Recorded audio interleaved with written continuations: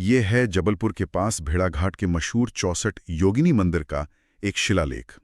और आज हम सिर्फ इसी एक पत्थर के सहारे इस मंदिर के इतिहास की परतें खोलने की कोशिश करेंगे। और देखिए, ये मंदिर भी एक पहाड़ी पर है, कोई 150 मीटर की ऊंचाई पर। वहां तक पहुंचने के लिए 108 सीढ़ियां हैं। तो चलिए इस चढ़ाई के साथ इसके इतिहास में भी उतरते हैं। तो सबसे पहली और सबसे दिलचस्प बात वो है इसकी बनावट। ये एक गोलाकार मंदिर है और नाम है 64 योगिनी। 64 मतलब 64, लेकिन शिलालेख कुछ और ही बताता है।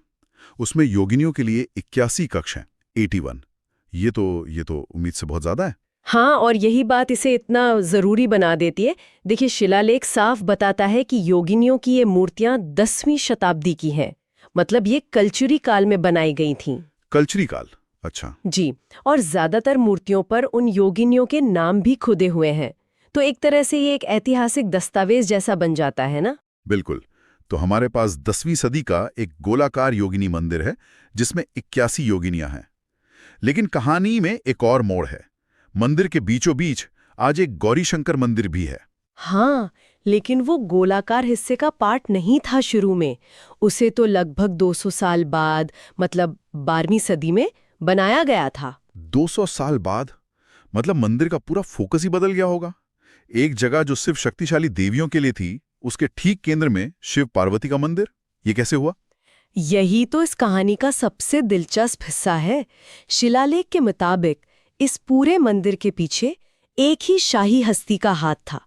कलचुरी राजा गया कर्ण की पत्नी रानी अल्हण देवी। अच्छा, तो मतलब उन्होंने ही? जी, उन्होंने ही पहले योगिनी मंदिर की योजना को पूरा करवाया और फिर लगभग 2 सदी बाद उन्होंने ही केंद्र में गौरी शंकर मंदिर का निर्माण करवाया। कमाल है।